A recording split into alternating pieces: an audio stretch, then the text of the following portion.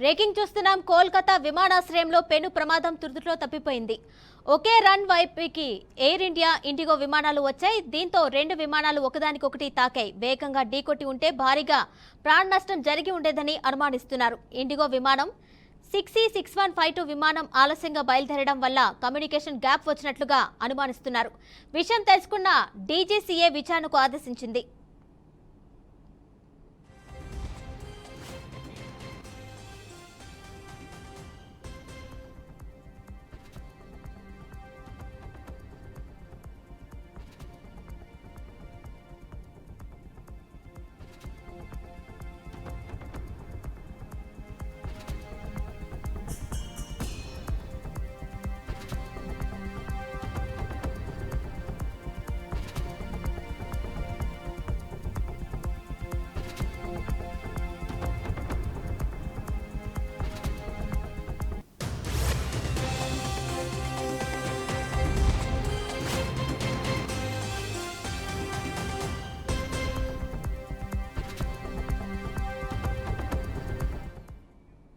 కోల్కతా విమానాశ్రయంలో పెను ప్రమాదం తుదిలో తప్పిపోయింది.